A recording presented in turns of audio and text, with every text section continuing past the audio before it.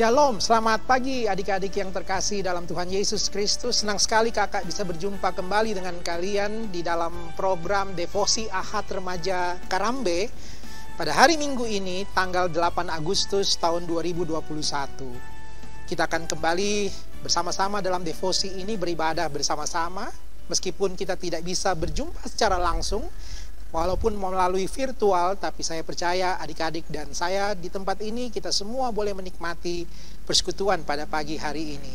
Baik adik-adik, mari sebelum kita membaca dan merenungkan firman Tuhan, mari kita akan mendengarkan satu pujian yang berikut ini.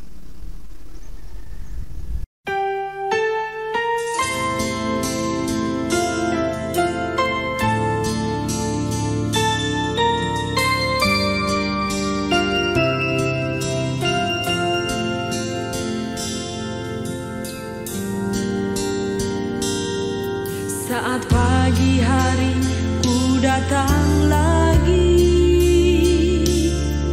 menghadap Tuhan dan rendahkan diri, mengucap syukur buat hari yang Kau beri, memuji Tuhan dengan sepenuh hati.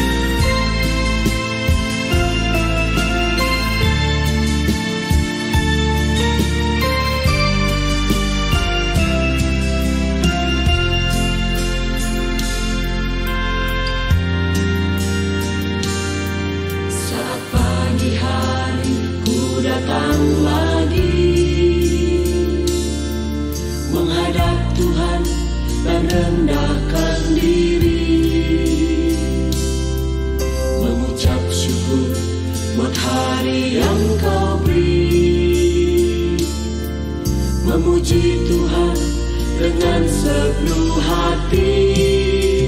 Ku sembah Kau, Allah Maha Kudus. Ku tinggikan Allah Maha Tinggi. Ku serahkan tubuh jiwa rohku dalam pimpin Tuhan. Ku sembah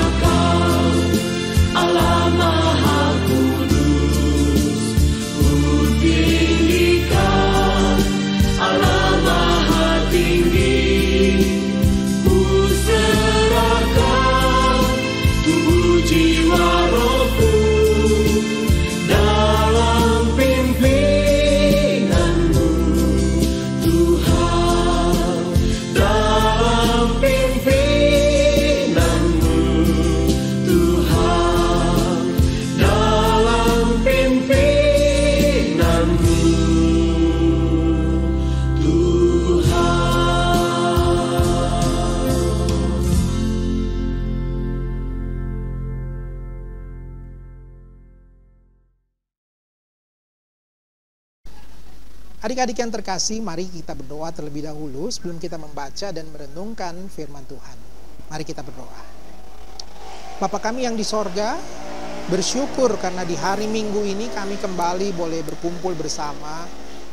Walaupun meskipun melalui virtual, tapi kami tetap boleh merasakan persekutuan dengan Tuhan, dan kami akan mendengarkan firman Tuhan.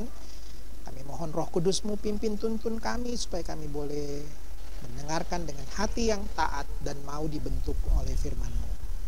Roh Kudus-Mu bekerja dalam hati kami. Dalam nama Tuhan Yesus kami berdoa dan mengucap syukur.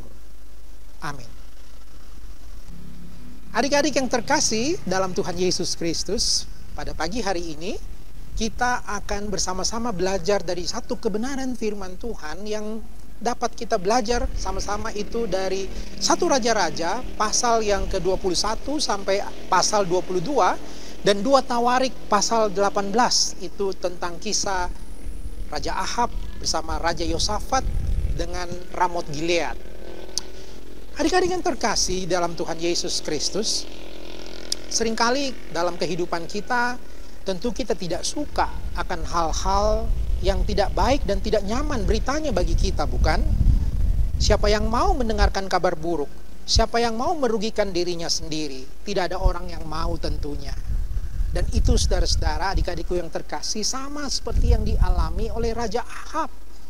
Nah, dalam kisahnya ini suatu ketika, adik-adik yang terkasih, Raja Yosafat, Raja Yehuda itu datang mengunjungi Raja Ahab, Raja Israel di tempatnya.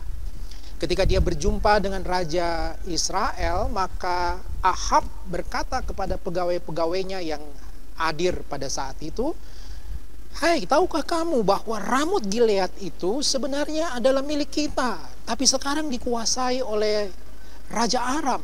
Mari kita merebutnya kembali." Adik-adik yang terkasih, ketika mendengarkan hal itu, maka Raja Yosafat pun berkata, "Oke, baik, mari kita bersama-sama, saya akan mendukung kamu, bersama-sama kita akan merebut kembali Ramot Gilead." Lalu adik-adik yang terkasih dalam Tuhan Yesus, pada saat itu Raja Yosafat berkata kepada Raja Ahab, "Bagaimana bila kita bertanya terlebih dahulu kepada para nabi? Kita mau tahu apa yang firman Tuhan katakan melalui kehendaknya. Apakah kita dapat merebut Ramot Gilead atau tidak?" Akhirnya adik-adik yang terkasih, Raja Ahab pun memanggil kurang lebih ada 400 nabi-nabi pada saat itu. Nabi-nabi itu dipanggil untuk menyatakan, memberitahukan tentang apakah mereka dapat masuk untuk merebut Ramot Gilead. Apa yang terjadi adik-adik? Ternyata ketika 400 nabi itu bernubuat dan mengatakan tentang rencana itu, semuanya mendukung mereka, Raja Ahab dan Raja Yosafat, untuk masuk merebut. Dan dia mengatakan bahwa Tuhan pasti akan menyerahkan Ramot Gilead itu ke dalam tangan mereka. Tapi setelah 400 nabi itu menyampaikan apa yang mereka mau sampaikan kepada raja tersebut, maka Raja Yosafat pun kemudian berdiam dan berkata, "Tidak adakah lagi satu nabi Tuhan di antara kita yang dapat kita tanya untuk memberitahukan apa sesungguhnya kehendak Tuhan?" Maka Raja Ahab pun berkata, "Ada satu nabi lagi yang bisa kita tanya, yaitu Nabi Mika bin Yimla. Tapi saya tidak suka dengan Nabi Mika bin Yimla karena dia selalu mengatakan hal-hal yang buruk tentang aku, dan dia hanya mengatakan malapetaka tentang aku." Tapi Raja Yosafat berkata, "Tidak apa-apa, mari kita panggil dia, kita mau mendengar apa yang disampaikan oleh Nabi Mika kepada kita semua." Akhirnya sang raja pun menyuruh suruhannya untuk memanggil Nabi Mika bin Yimla untuk datang ke istana dan menyatakan apa isi hati Tuhan kepada mereka. Nah, ketika suruhan itu datang ke Nabi Mika bin Yimla, maka suruhan itu berkata, "Raja memanggil engkau untuk mengatakan apakah dia bisa masuk ke Ramot Gilead." Tapi semua nabi-nabi, ingat ya, semua nabi-nabi, 400 lebih nabi-nabi sudah mengatakan, sepakat untuk mengatakan yang baik tentang rencana itu. Baiklah, engkau juga menyatakan hal yang sama. Tapi apa yang dikatakan Nabi Mika, adik-adik? Nabi Mika berkata, "Saya akan mengatakan apa yang Tuhan katakan kepada saya." Lalu kemudian Sampailah Nabi Mika itu ke hadapan kedua raja tersebut, dan di depan orang banyak bertanyalah Raja Ahab, Nabi Mika, apa yang Tuhan katakan tentang rencana saya merebut Ramot Gilead? Kemudian adik-adik yang terkasih, dalam 1 Raja-Raja pasal 21 ayat 17, Nabi Mika berkata, telah kulihat seluruh Israel bercerai-berai di gunung-gunung seperti domba-domba yang tidak mempunyai gembala. Sebab itu Tuhan berfirman, mereka ini tidak punya tuan. Baiklah masing-masing pulang ke rumahnya dengan selamat. Adik-adik yang terkasih, itu berita yang tidak baik. Sekali lagi Raja Ahab berkata, tuh kan saya bilang, dia pasti akan bilang yang tidak baik, malah petaka bagi saya. Dia tidak pernah mengatakan yang baik tentang saya. Tapi kemudian Nabi Yosafat berkata, kita harus mendengarkan apa yang dikatakan oleh Nabi Mika. Tapi apa yang terjadi adik-adik? Raja Ahab pun memerintahkan untuk menangkap Nabi Mika dan menjebloskan dia ke dalam penjara. Dan akhirnya mereka pergi bersama, mengajak pasukannya untuk berperang melawan Raja Aram untuk merebut kembali Ramot Gilead. Tapi adik-adik yang terkasih, pada dasarnya sebenarnya Raja Ahab ini penuh dengan keraguan. Waktu dia mendengarkan itu, sebenarnya kalau boleh jujur, sebenarnya ada keraguan dalam dirinya. Makanya pada waktu berperang dia berkata dengan licik kepada Raja Yosafat, Raja Yosafat, engkau saja yang berpakaian kerajaan ya, saya akan menyamar dan akan bersembunyi di baliknya. Wow, maksudnya dia mungkin adik-adik yang terkasih supaya kalau perang nanti orang tidak tahu siapa dia.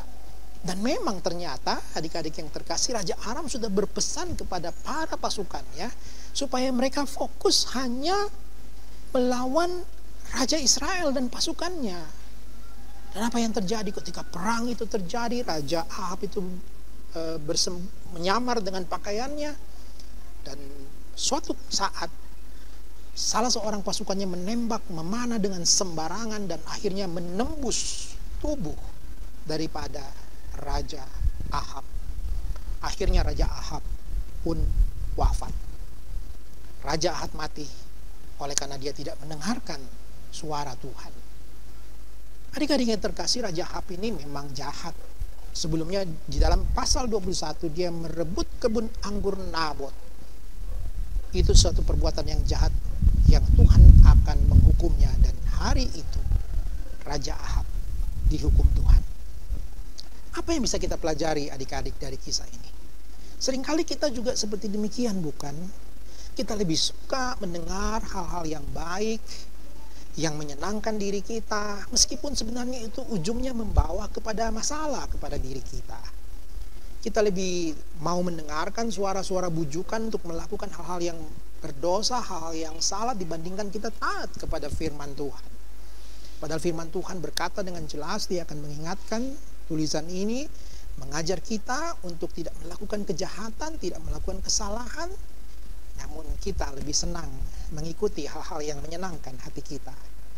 Demikian pun juga ketika orang tua menasehati kita, bukankah seringkali kita lebih menurut kepada nasihat orang-orang lain yang mungkin itu tidak baik dibandingkan nasihat orang tua yang mungkin bisa mengekang kita, membuat kita tidak bebas, membuat kita tidak nyaman, atau nasihat apapun yang baik tentang diri kita. Seperti di masa-masa pandemi sekarang ini, kalau misalnya orang tua berkata, jangan sering-sering keluar rumah ya, kalau keluar rumah jangan berkerumun dengan teman-temanmu ya, jaga kesehatan, jaga protokol kesehatan, pakai masker, jaga jarak, cuci tangan.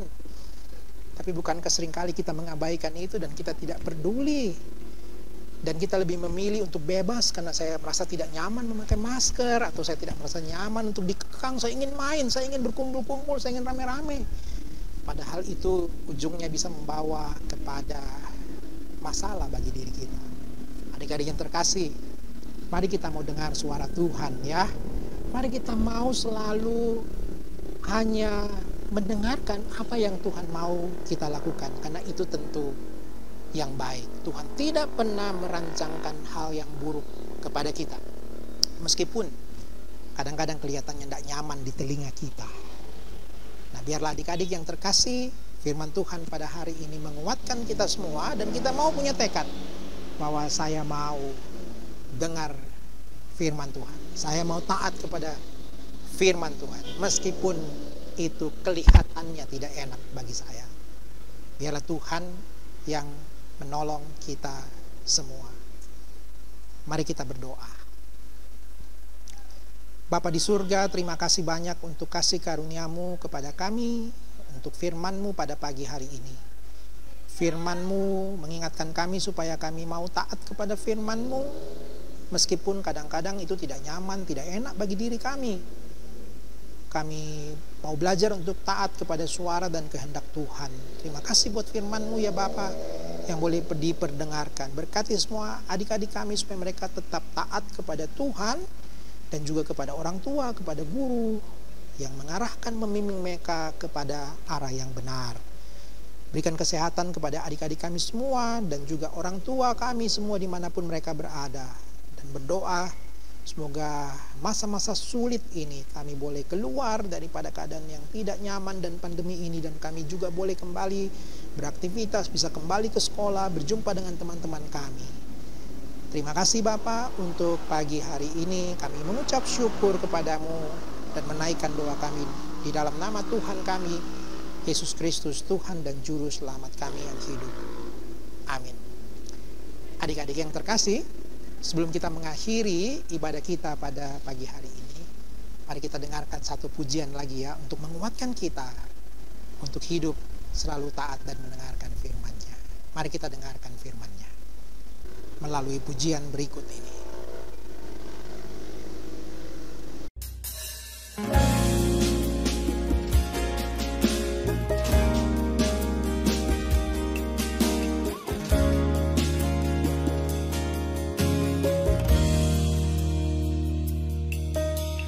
Dari semula telah Kau tetapkan hidupku dalam tangan-Mu, dalam rencana-Mu Tuhan.